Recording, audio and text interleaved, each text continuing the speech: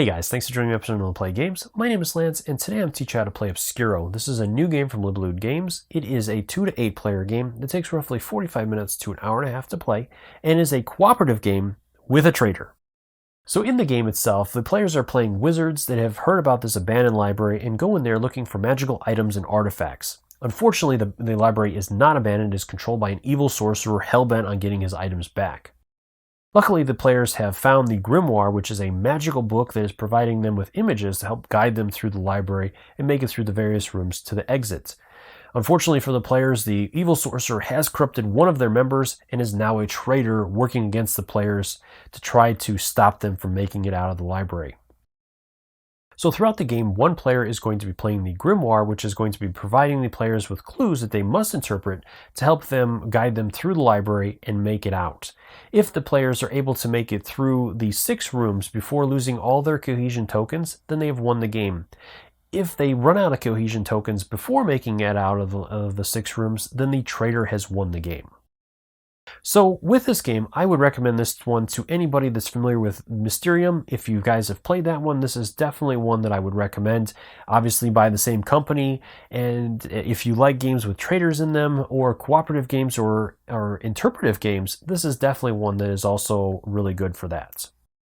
I've had a really good time with it, and I've had some really interesting sessions. I love playing the grimoire. It's very, very amusing seeing how other players handle things and how they interpret stuff, and especially if you have a really good traitor, it is something that you have to experience. It's unbelievable. So much fun. So if you find these videos helpful, if you like what I do, please consider that like button and subscribing to my channel, as it really does make a big difference. Helps me continue to grow and be able to bring these games to you guys. If you want to stay up to date on all my videos, also consider ringing that bell so you get notifications anytime I release new content. So let's head to the table and I'll teach you guys how to play. There are 3 different roles in Obscurio. You'll have one player being the grimoire, one player will always be the traitor, and the rest of the players will be wizards. And these will be determined randomly during setup. The player that is selected to be the grimoire is going to receive the desk, the card holder folder, hourglass, 2 butterfly tokens, and the illusion deck. The player can also receive the 2 sets of filters and the evanescent tile. From there, the player is going to shuffle up the illusion deck and draw the top 8 cards from it. Making sure that none of the other players see any of these cards at any point, the grimoire player is going to place them inside the card holder folder in each of the slots. Once he or she does this, then they're going to go ahead and close the folder back up and make sure the time track side is face up on the table. For board setup, first, on the progress track, you're going to place the progress marker on the very first room of that track. Then you're going to set the difficulty. So as you can see on this chart, it is going to be based on the number of players and then the difficulty of the grimoire that you want to play. For our game, I'm going to set up a 5-player game, and I'm going to use the beginning grimoire. So as you can see, we're going to have 18 cohesion tokens. Then, based on this chart here, based on the number of players, you're going to place a number of cohesion tokens in the first space, which has a little monster in it. So with our game, we're going to place 5, as you can see, based on the 4 or 5 players. And then all of the remaining tokens will be placed on the other side of the track. There are 14 trap tokens included in the game, and you're going to add those to the trap bag. I'm not going to go through each one of the individual symbols on these, as there's a great reference on the back of the rulebook, as you can see here. Each of these tokens is also color coordinated based on the step that it's going to take place in. So the brown tokens will affect step 2, the purple tokens are going to affect step 3, and the green tokens are going to affect step 4. For player setup for the rest of the players, each player is going to select a wizard that they want to be, and they can either do this randomly or select one of the cards. From there, then each player that is playing, so like I said, the other 4 players, will receive their card and their token. The token will go into the middle of the playing area. And then the final step is determining who the traitor is. So you'll place the traitor card out and then a number of other wizard cards based on the number of players. So we're playing with 4 players, not including the grimoire. So one of those cards will be traitor and the rest will be the wizard cards. From here, then we'll shuffle these up and randomly deal 1 to each of the players. Each player is going to look at their card and not reveal it to any other player. From here, we're ready to move into the game. Obscurio is played over an undefined number of turns, and during each turn it is divided into 5 steps the players will play in order. On each turn, the wizards must resolve a riddle that is presented to them by the grimoire to find the door that will lead them to the next room. To exit the library, the players must successfully cross 6 rooms before their cohesion tokens run out. If they can do this, then the wizard players in the grimoire have won. If they cannot, then the traitor has won. The first step in each turn is turn setup, and during this you're going to select one of the wizard players to draw a number of trap tokens from the bag. The player is always going to draw at least 1 trap token from the bag, even during the first turn of the game, as each room in the library is going to have obstacles that the wizards must overcome. After the first turn, the players are also going to consult the time track, and based on how well the wizards did in the previous turn, depending upon where the hourglass stopped, is the number of tokens in addition to the first token that they're going to draw. So if the players ended here, then they're going to draw 1 token from the bag, plus an additional 2 tokens for the time track. So as this being the first turn of the game, we'll go ahead and draw 1. And again, these tokens are all going to be defined on the back of the rulebook. I will not go over these individually. This token can be either placed on the grimoire or in front of the wizard players, and it will be resolved at some point during the round based on the token that you drew. One other important note before moving on is that the grimoire is not allowed to speak with the wizards. That player cannot gesture, mimic, or make any sound or comment to try to give hints, and to communicate with the wizards, the grimoire can only use the butterfly markers on the desk. The second step in a turn is prepare the riddle. During this step, the grimoire player is going to look at the top card of the illusion deck, not revealing this to any other player, as this is the true exit the wizard players are trying to find to leave that room of the library. Once the grimoire player has had a chance to look at the card, they're going to place it face down in front of them. Then they're going to draw the top 2 cards of the illusion deck, adding each one to one of the locations on their desk. These are the 2 pages of the grimoire that they're going to use to provide clues that will help the players identify the true exit to this library room.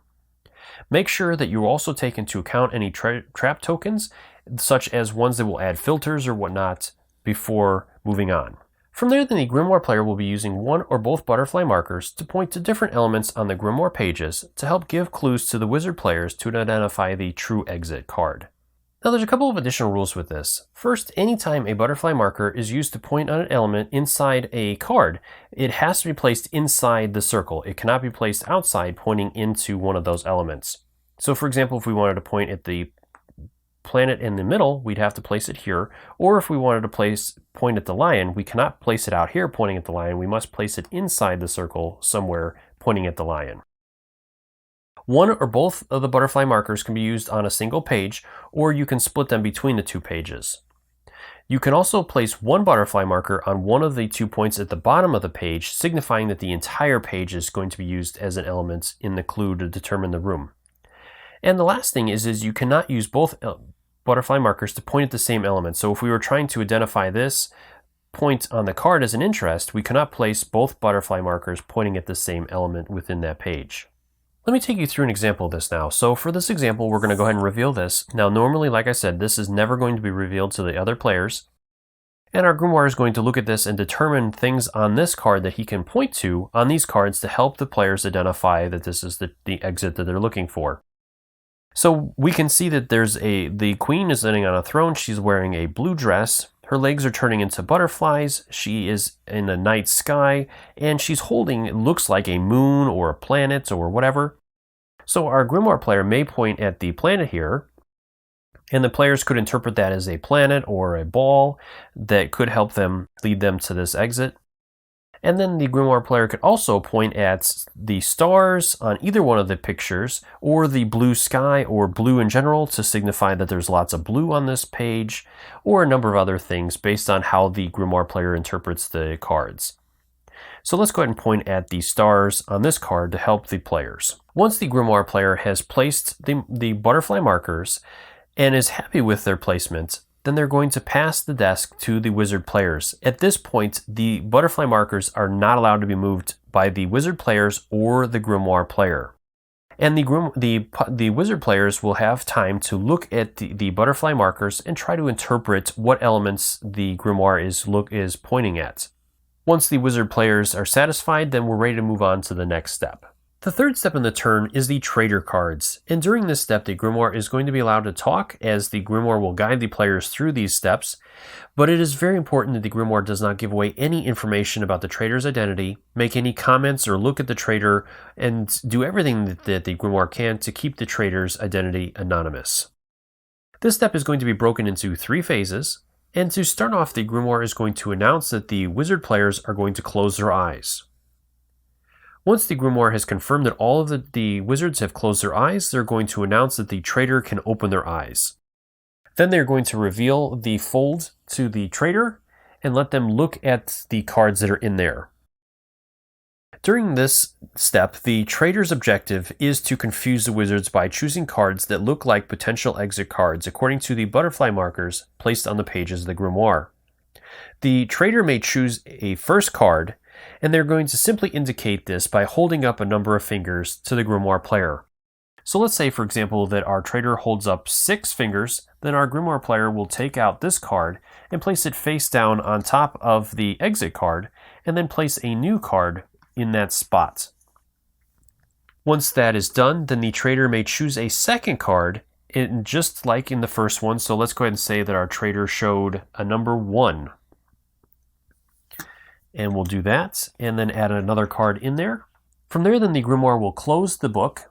There's a couple other important notes with this. So choosing cards is not mandatory. The traitor may decide not to choose cards, in which case they can simply nod to the grimoire to let them know that they can close the card holder at once.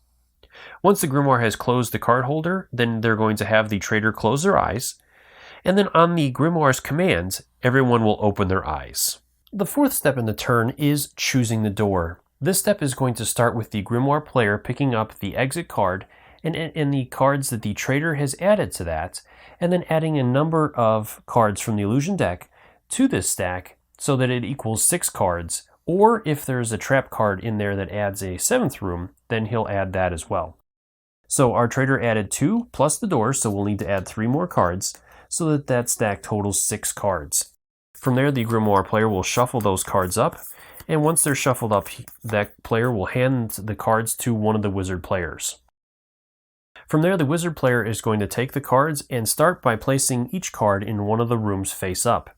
When the first card is placed in a room, the grimoire player will flip over the hourglass marker and place it on the first spot of the track. So when they do this, then he would do that.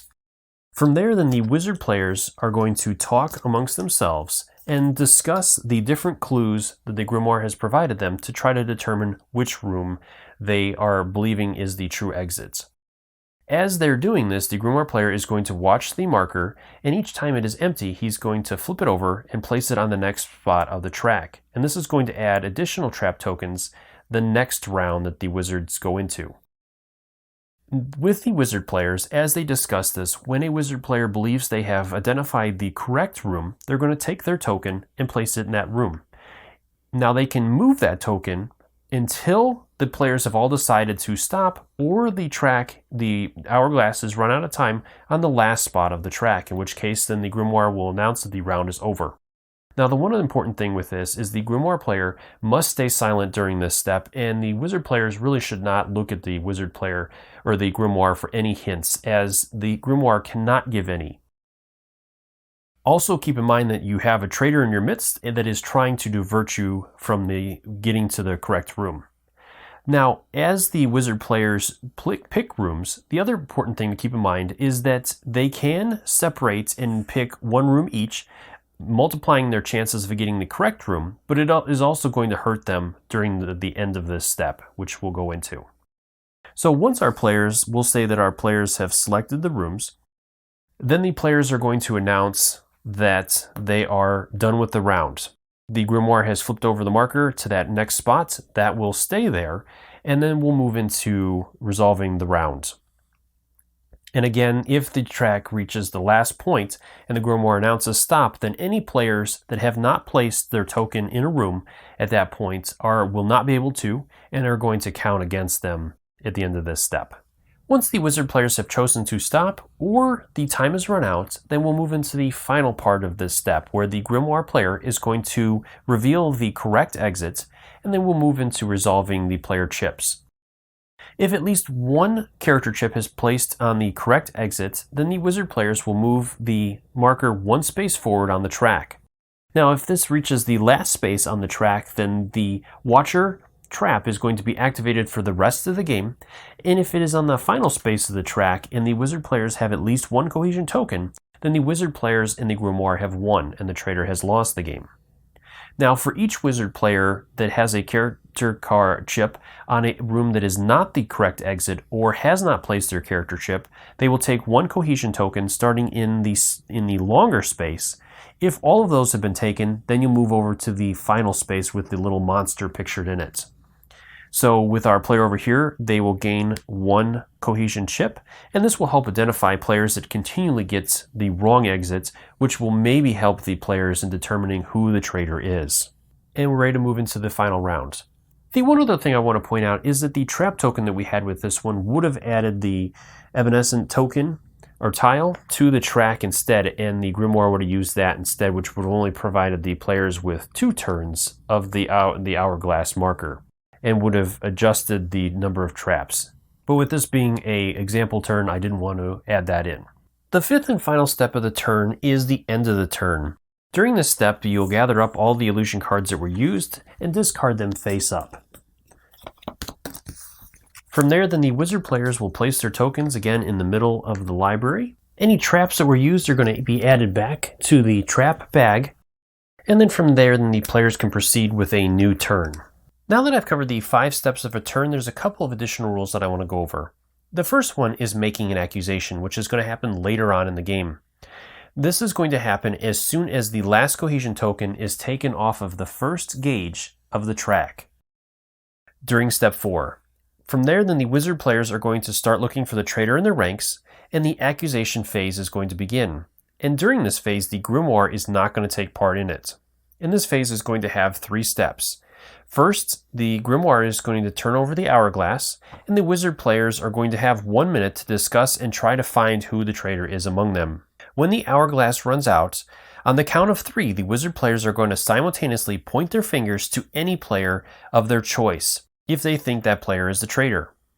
From there, then you're going to count up the number of votes against each player, and the player with the most votes is accused. And if there's a tie, all tied players are going to be accused. Any accused player is going to reveal their loyalty card. For each loyal player falsely accused, you're going to lose 2 cohesion tokens. And you're going to place them back in the box. If the traitor was not accused, and if there are still cohesion tokens remaining, then you're going to start this phase over, turn the hourglass, and proceed. If the traitor was accused and exposed, and if there are still cohesion tokens, proceed to the next turn. The traitor removes their chip from the board, and from now on, and until the end of the game, the traitor will only take part in the phase 3, the traitor cards. They may no longer participate in the discussion between the wizards. And one important note is that the loyal players can still take part in all phases of the game turn, even if they were falsely accused. The other thing I want to cover is the end of the game.